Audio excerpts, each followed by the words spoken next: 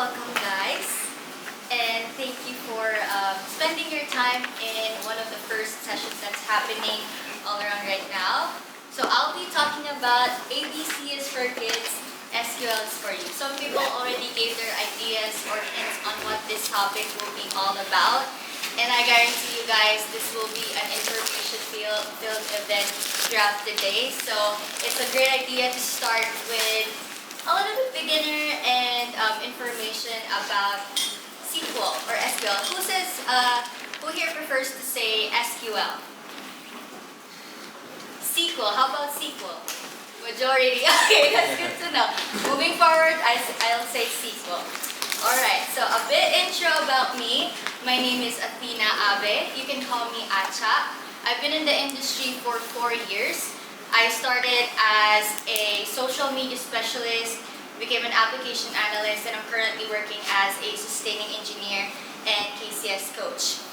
I also have experience as a social media specialist, and I have worked in the recruitment, education technology, and I'm currently working at a restaurant technology company. So I have a bachelor's degree in computer science with Latin honors magna cum laude, and I'm currently also mentoring and training when it comes to content creation, social media, and also public speaking as well. At present, I aspire to be a cybersecurity analyst, and I also, through my public speaking, I found the interest of, in the future, becoming a computer science professor. So, a different fact that is not technical, I actually walk at least 15,000 steps a day and drink at least 2 liters of water. Yes, it's a challenge, but I made it there. I took it step by step. Okay, so let's do a demographic temperature check for now. Raise your hand if you are a beginner. Thank you. So this will give me an idea on how I'm going to run the talk today and make sure everybody is able to relate or understand our topic. How about intermediate level? Thank you. And I would assume the rest are experts in SQL. Yeah? They feel like they're shy, but okay, thank you. So, ABC is for kids, SQL is for you. In this session, you will learn about the following. Aside from, just a little bit touch upon what SQL is, because most probably speakers throughout the day's sessions will definitely give more in-depth knowledge when it comes to SQL, but I'll just touch upon on the definition, but mostly the whole entirety of the talk is that I'll share with you guys my experience when it comes to how the community has impacted me in my career and how specifically SQL started that journey for me. So in this session, you will learn SQL and the power of tech communities. Second is getting a tech job and dealing with imposter syndrome. I believe with most of the tech events in California that I've attended, one of their main concerns is, as someone who is in the tech field or someone who's getting in the tech field, I already have this background, I do not have this background. At the same time, I still feel imposter syndrome. And number 3 is building your personal tech brand and women in tech empowerment. Out of all of these 3 objectives that we'll learn today, who here is mostly interested in topic number 1? Thank you. How about topic number 2? Thank you. And topic number 3? Awesome. How about the others? I think the others are interested in all of that. Okay, I do actually have a special guest with me right now to just see where your energy is at. I know people are still getting their energy going. It's early in the morning for some and getting caffeinated. Gordon Ramsay actually says, "Are you guys ready?" Yes. Yes. Thank you. I love that. It's okay. All right. So, of course, for people who it's their first time to attend the SQL Saturdays. It's also my first time attending a specific SQL Saturdays talk here in Orange County. For people who are interested to know the main or the definition of SQL or SQL, I have a meme here. Actually, one of the volunteers or organizers of the event inspired me to add memes to my presentations. I was not planning to, but what if you can let me put a meme, I'll take any opportunity that I can.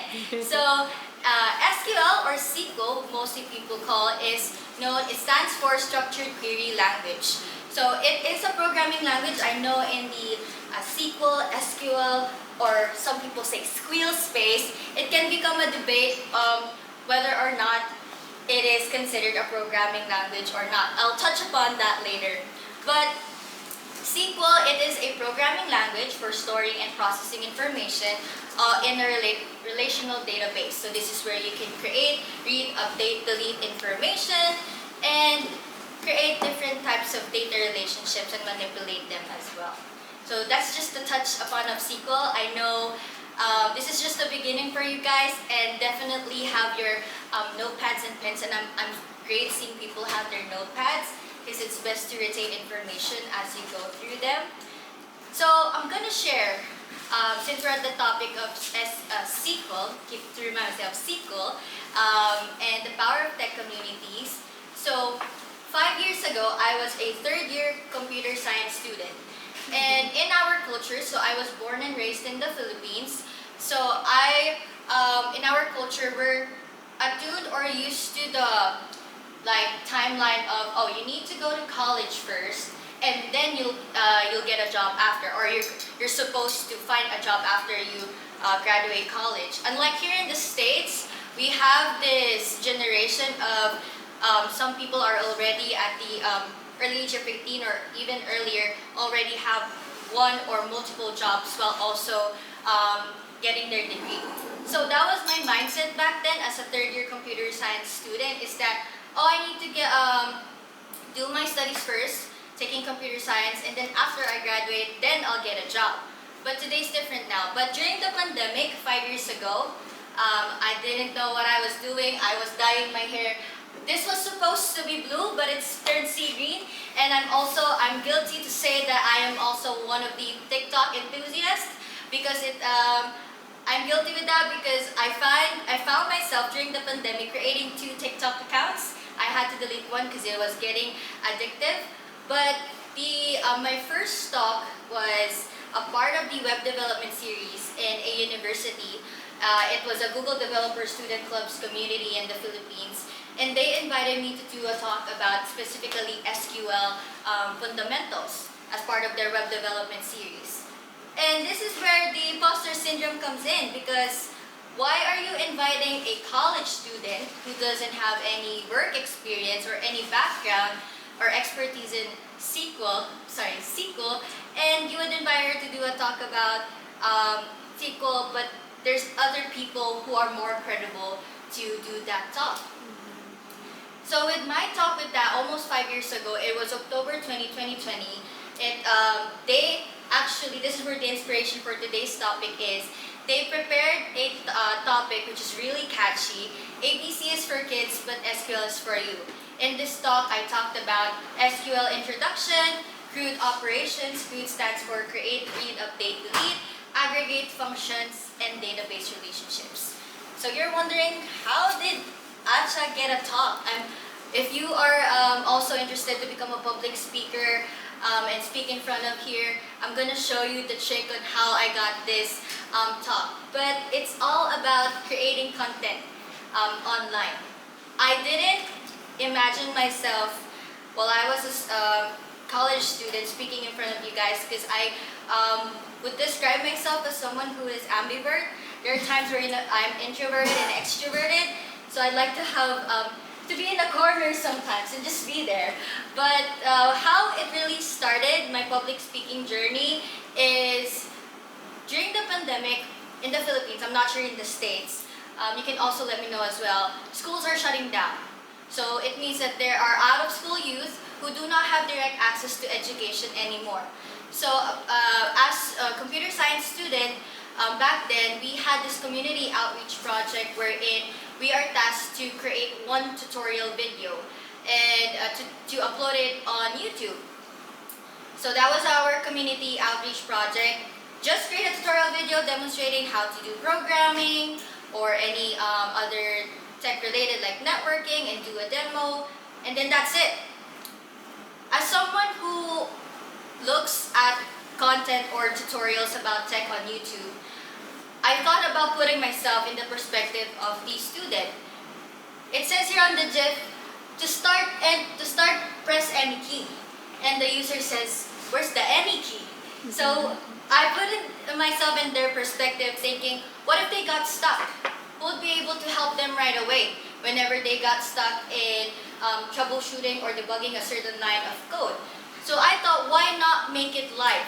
Because I want to make sure they learn in the tutorial video that I'm going to upload. I don't want them to get stuck. Because it might be possible they comment there, Atcha, I don't know how to troubleshoot this. I'm stuck in line 15, for example, and it's possible for me to not get notified, and I won't be able to get back to that student. But before then, I already had a YouTube channel 14 years ago, and I already had my platform back then, but during that time, I was not someone who intends to be a content creator or even a public speaker. So that's where my personal branding started actually in 2011. And if you look up Atcha Abe, you'll be seeing right now tech content videos. But my first YouTube video, anybody can remember this song? So yes, so my first YouTube video is actually me in elementary teach me how to Dougie. So it's very, very far from the content that I have here right now. So that's where my thought process of this community project came about.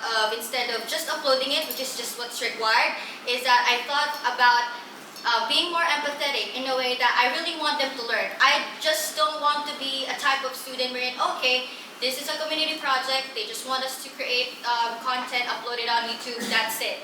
I want it to be something that is valuable and something that they can really apply as students. And one of the quotes that really I also hold on to up to this day is, the best thing about learning is that nobody can take it away from you. At the same time, this is also a gift that we should be sharing with other people. So during that time, we're only tasked to create one tech tutorial. But as a third-year computer science student, we have the foundational knowledge of learning about web development, information security, and database systems. So I challenged myself. I said, instead of creating a tutorial of just one, why not three? Because the knowledge is still fresh on my mind. So what I did is I asked permission from one of my professors, and then I said, is it possible for me to borrow your content or your learning material, and then that's what I'm going to use for the students. So what I did is I used the community in Facebook. I searched for programming communities in the Philippines, tech communities. There's so much. I didn't realize that all it takes is for us to do that search and put ourselves out there. So what I did is I posted on Facebook and said, hey, I introduced myself. I'm a third-year computer science student. I'm helping the out-of-school youth learn about technology, and I'll be facilitating a free online peer mentoring event. So what I did is I hosted a web development peer tutoring, wherein I did just the basic of HTML, CSS, and JavaScript. And starting in the community, especially you're a student without any background, is an interesting experience, because people will definitely criticize you and say, why are you hosting online peer mentoring? You're not even a professional. You don't know what you're doing. So I highlighted there, it's an online peer mentoring event, and I encourage people who are already in the street to also help me share the knowledge and learn about these topics. So while going through these experiences, I do get some comments like that. Why would you call yourself a mentor? You're still a student, you don't have any experience or background. But I kept going, and I take constructive criticisms as a reminder for me that there's always room for improvement, and it helps me grow and of course get that experience that I need. So I did web development, I did information security, and all of the information and resources are from my professors. So I can guarantee that they did their research. And of course, database systems are also SQL. And that's actually how I got my invitation to do a talk about SQL fundamentals, is because I've been actively sharing and posting content on Facebook communities.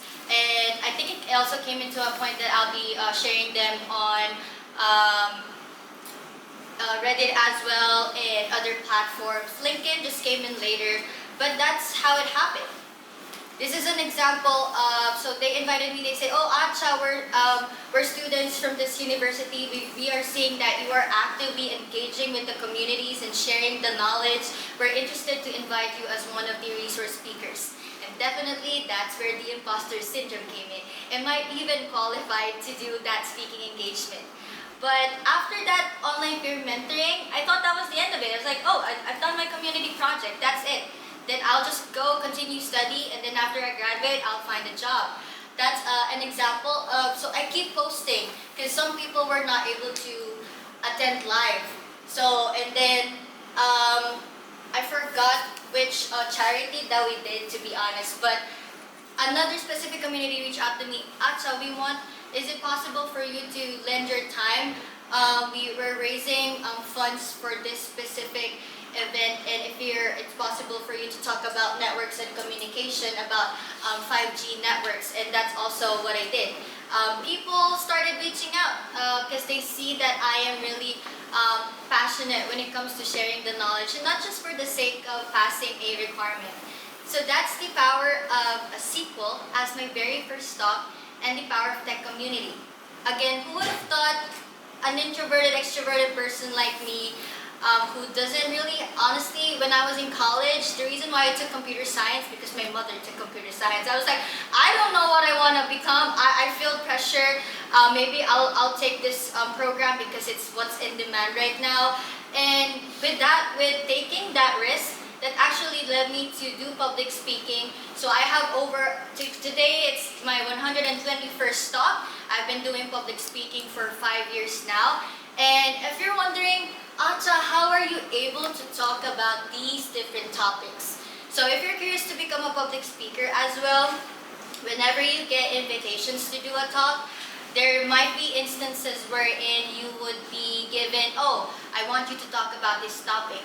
There's other experiences wherein, what do you want to talk about? If people say, or organizers say, asking you what topic you want to talk about, I think the best response there is, what do the participants or audiences want to learn about? Because as a public speaker, I'm not the type of public speaker who is just here to have my laptop and projector on and just do a technical talk, non-technical talk, and call it a day. I want people to really learn, and I want people to actively engage with me and really make sure that you're learning, because I value my time as much as I value yours. So I really want you guys to also interact with me as every time I do my talk. So most of the talks, this is just an estimate while I was scrolling through my LinkedIn posts on my profile, but this is a rough estimate of the 121 talks that I did. Most people nowadays are mostly interested to learn about web development. And second is user interface or user experience or web design. Third is cybersecurity. Cloud computing is also leading up in the rank. I did 7 cloud computing talks, specifically AWS. And also, I participated before as one of the mentors of Hackathon, Ideathon, Pitching, so I had 5. 2 for network, 4 for leadership, 4 for women in tech, 9 career or community talks, 5 Microsoft related. I did Power Apps and Platform. I did Power Automate. So those are the examples of PowerShell of some Microsoft related talks that I've did in the past. I also talked about game development, ITL, project management, public speaking. So again, opportunity comes in as long as you show yourself up in the community, and you'll never know actually what you're capable of. So I'm really happy that you're taking the time to learn and be able to share with you my experiences today. So I really encourage you to keep attending these types of events, even though it's something that you did not see yourself having as your niche in the tech industry. So a while ago, Armando says, they highly suggest you to attend a session that you are not familiar with, so you can have an idea and you can have an interest potentially on, you can use that as a use case, for example. So I used to live in San Diego, in Mira Mesa and Chula Vista. So I have attended the Innovation Day in 2023. I connected people. As someone who is really shy, I need to put myself out there because nothing will happen if you don't put yourself out there. So a while ago, they were like even like read out each other's name tags and network with them. I challenge you guys to have, at least with our attendees, 20 LinkedIn connections before the day ends. So I also attend CTO talks. I do not imagine myself to be a CTO, but I'm interested to learn their leadership skills and then how they handle people in the leadership space. At the same time, when I just want to chill, I also attend like community like coffee chats with the tech people. They're in San Diego, and my first talk actually in the States is at Google Mesa, where I also shared about community, how the Google community helps build opportunities, which is interrelated because the Google community reached out to me, the Google Developer Student Clubs, and I talked about SQL. So that's how powerful the community is. And with that, this also leads us to finding our potential careers. Now, my question for you guys, be honest, okay? Is it possible to get a job without applying? Yes? Who here got a job without applying? Very good, nice, that's good. So yes, so as you can see here in the room right now, we have people got a job without applying. How did that happen? If it's okay for me to ask you, how did you get your job without applying? Former colleague. Former colleague. How about the others? Sir? It was networking. Networking. How about you, sir? How did you get your job without applying? Former colleague. Former colleague. So former colleague, again, like connections. Connections are really powerful. Networking, and that's how I also got my first job as a social media specialist without applying. So people in the community, they see your activity, you have this digital footprint on how you engage and share the knowledge with the tech community. So how I got my first job without applying is they saw my talk, they saw I've been active on YouTube, posting my tutorials, and a recruitment company that is based on Australia reached out to me saying, Atcha, I've been seeing your engagement, and I'm still a computer science that time. I think it's the next year, 2021. And we would like to invite you to do a talk, anything about front-end development. I was like, again, that's where my imposter syndrome hits in again. I am not a front-end developer. I'm just a computer science student. What do I know? I do not have any background. I took that risk. This is I was internalizing back then, this might be an opportunity that is meant for me. And then I did my research. I did my research to do a workshop about Figma. If you are in the design space, Figma is a user interface or prototyping tool that can also help front-end designers wireframe their web applications. It's also like Canvas for tech, wherein you can also just simply create posters, and this is what I also use as a tool to like create Venn diagrams when I was in college. So that's the first talk of the year, the 2021, and during that experience, I said yes to the invitation, and there had been changes on the event. So this was going to be hosted live on Facebook with expected attendees of over 200 people online. And there had been changes. Atcha, I'm sorry, the host will not be this recruiter anymore. The CEO, which is Efren, will be hosting your event today. I was like, oh no, this is the CEO. I need to get my stuff together. I need to make sure that I'm doing this workshop, a great presentation. So Efren came in, he's the CEO of a recruitment company called Filta, and then he's like, hi Atcha, how you doing? Next thing I know, I was getting interviewed on the spot. And then I was not prepared, but interview is going, it's like giving me these questions, but the only question that stuck to me is, how do you see yourself in 5 years? Now, take note, I was a student during the pandemic that time. I was like, took a pause, took a second, and I was like, honestly, I don't know. That's not what you're supposed to say in that how do you see yourself in 5 years question. But of course I explained, I said, honestly, I don't know. I'm still a student. People in the industry during that time are getting laid off. How about me? do I have an opportunity? People are credible, have backgrounds, have extensive years of experience, and as a student, I don't feel confident that I'll be working as a tech professional in the future. Next words I know, you're hired. So that's how I got my first job without applying, and also taking that risk of taking this front-end development talk. So working at Filta as a social media specialist, I was helping Filipino front-end developers upskill when it comes to front-end development, and then we grew our community. We started helping back-end developers, full-stack developers, and helping them get hired as well. And then from then on, I got promoted and become an IT support associate, because this was back then a startup company. They didn't have any IT people, and that's where my journey in tech continued, and then became an application analyst. Speaking of getting a job and dealing with imposter syndrome, these are the not-so-secret formulas that I can share with you that helped me take that risk and have a success in my career. So the not-so-secret formula, it starts with you. So I'm gonna go here. I wanna move. I need my 15K steps today, guys. Okay, so the not-so-secret formula, it starts with you. At the end of the day, you'll be able to achieve your goals if, of course, obviously, if you put in the effort to it. So it starts with you. Believing in yourself will be your drive to pursue a career path in tech. If you just lay down, if you do not attend this event because it's a cozy weather, I don't feel like going, but you took the effort to go here today and spend your time with us, so it's a really great decision to have. And next is the present matters. Even though people say, oh, forget about the past. What you do today will impact you, predict your outcome in the future, but also take note, what you do today, when you look back, you have grown, you have improved. You do not let your past define you.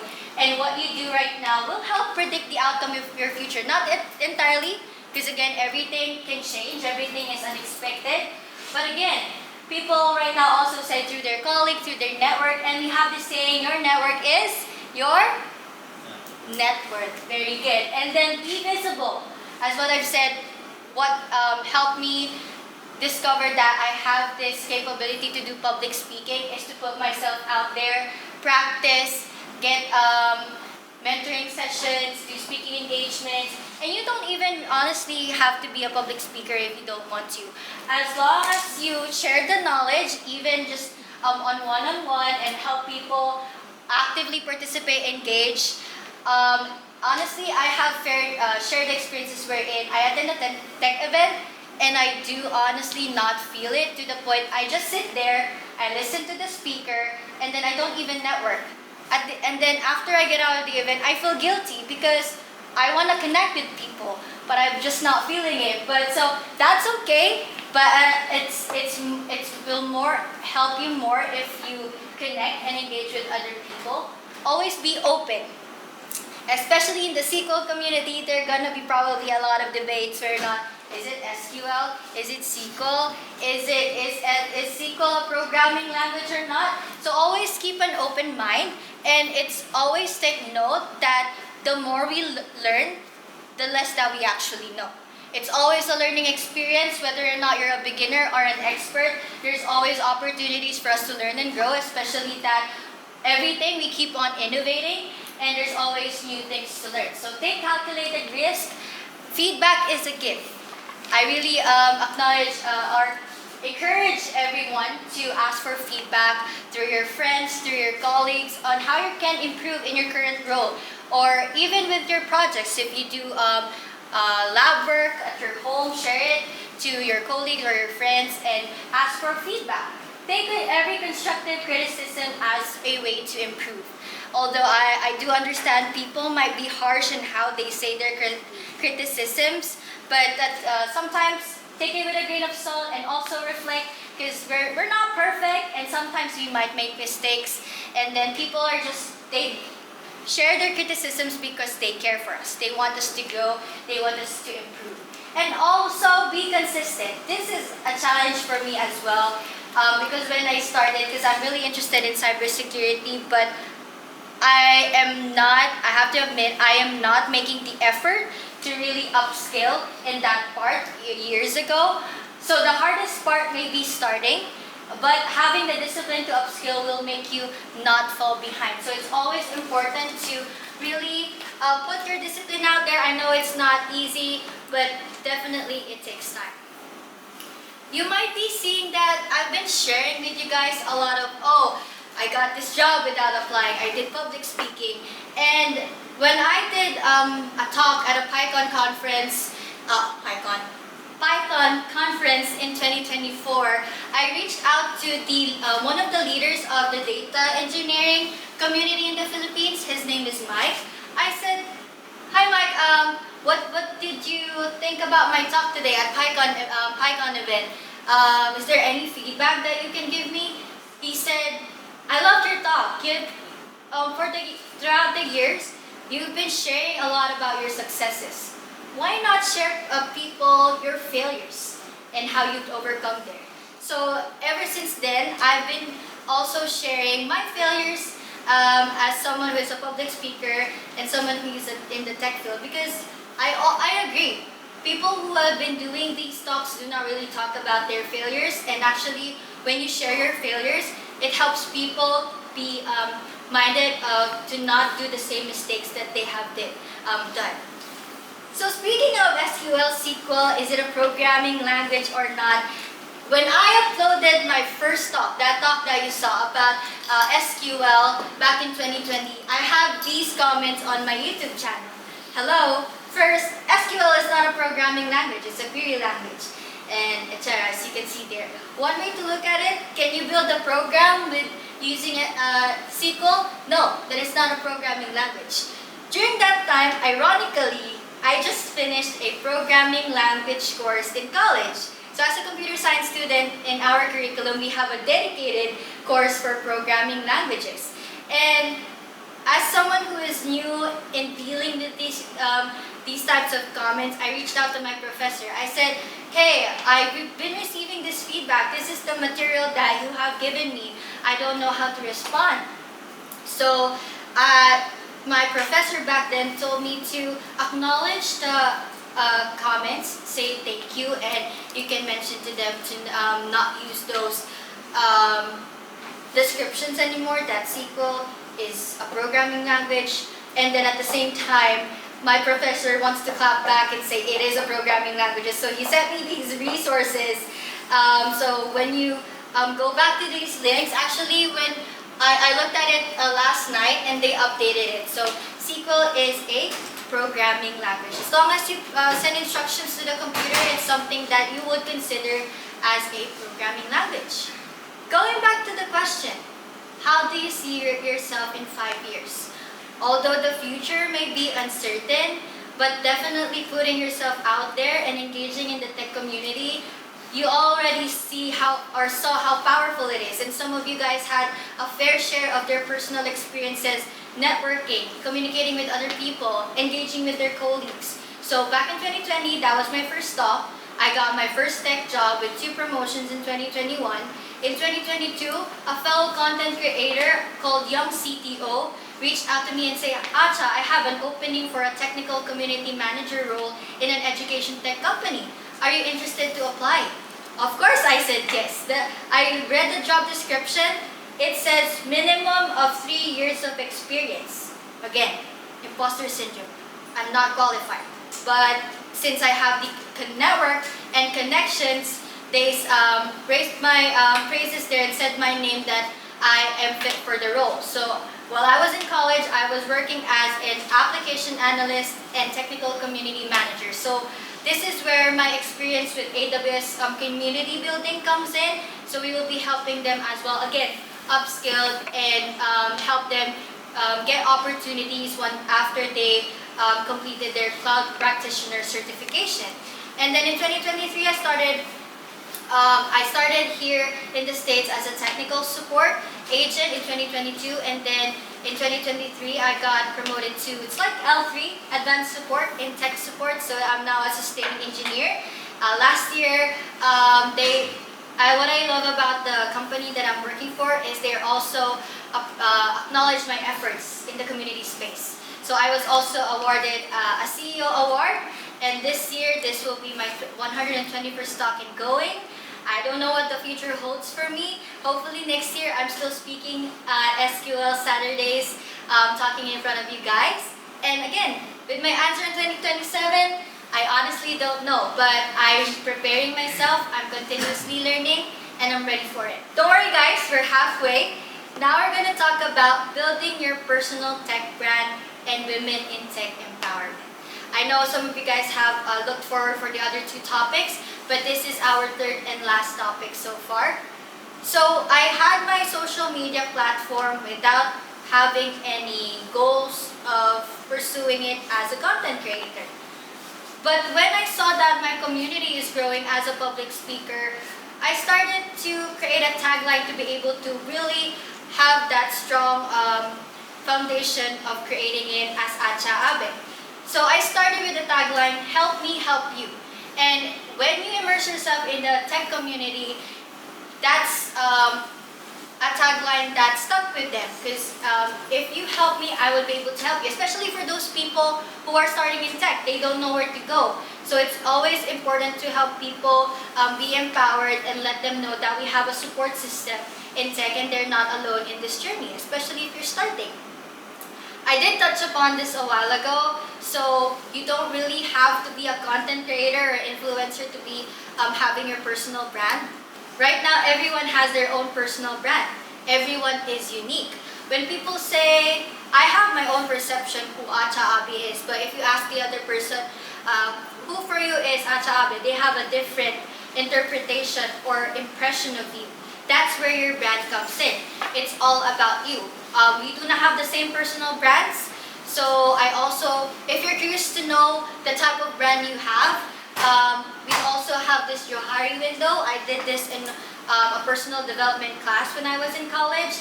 It's a window wherein you'll be able to know what people think about you when you hear your name, what you think about yourself, etc.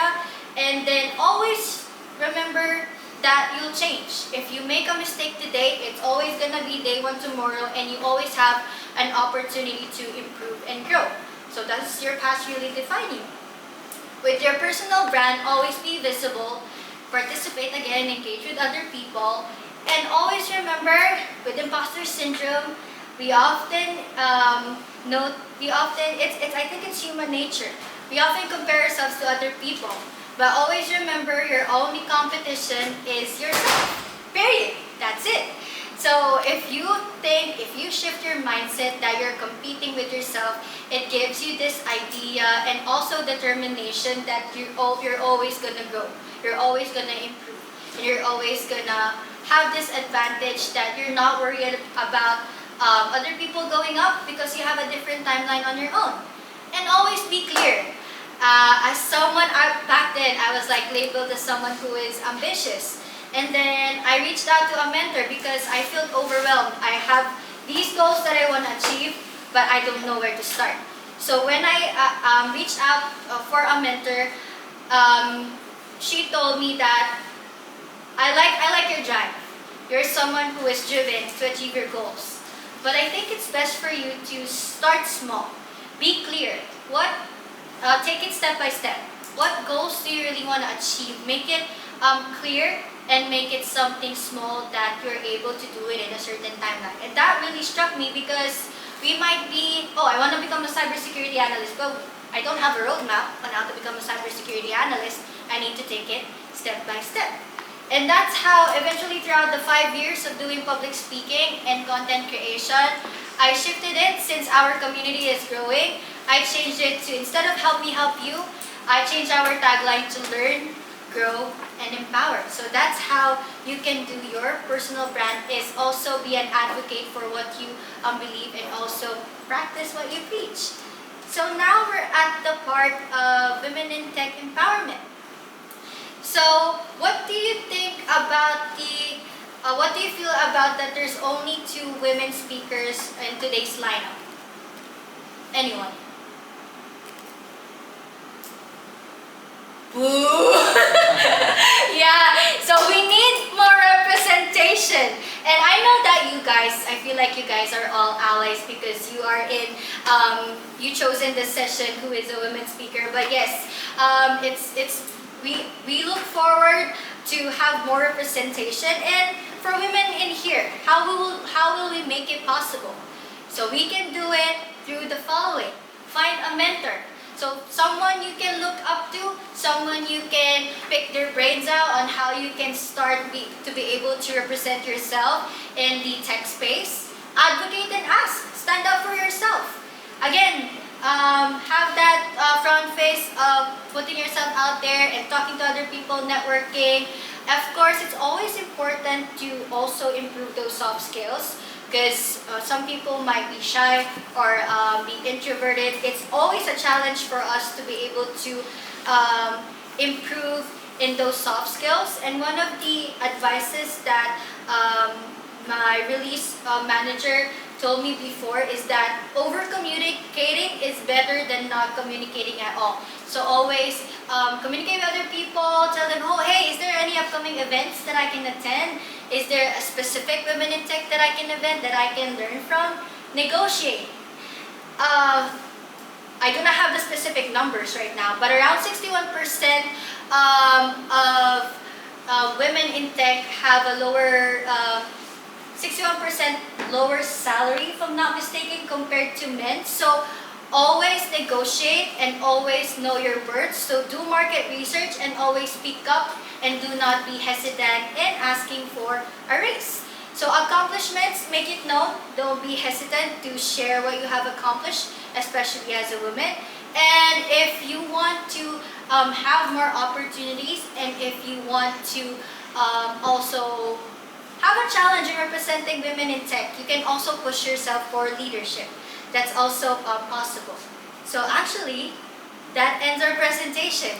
You have learned about SQL, the influence and power of tech communities, getting a tech job without applying and dealing with imposter syndrome, and building your personal tech brand and women in tech empowerment.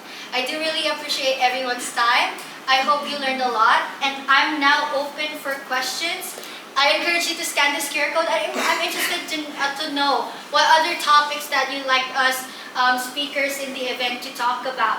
Let me know how I did in the talk today, and if you'd like to ask questions anonymously, you can also let me know in the feedback link. But now the floor is open if anyone has questions.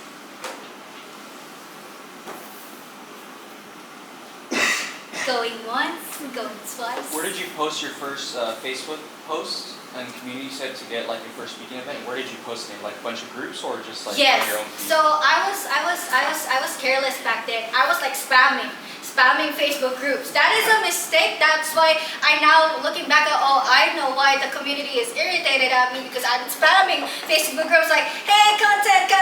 I learned my lesson. I post on my Facebook page now, but that's how I started. I was searching web developer groups, programming groups. A good change that I saw right now is, because back then LinkedIn groups were not a hit back then, but Facebook groups right now are slowly being inactive in where I'm joining. So there's also such a thing as LinkedIn groups that you can also engage and put content out there as well. Thank you for that question, Tom. Thank you for the answer. Yeah. Anybody else, guys? Yes. When you're invited to speak for a topic you're not that familiar with, where do you find resources? That's a really good question. So there's two things. So for me, I used to be the yes person, but I've learned to really reflect on what I can really do versus what I'm not confident to do a talk about. So I'm mostly confident on sharing fundamental knowledge. That's where I'm at right now, especially I'm just fresh in the industry. I've been just here for only 4 years.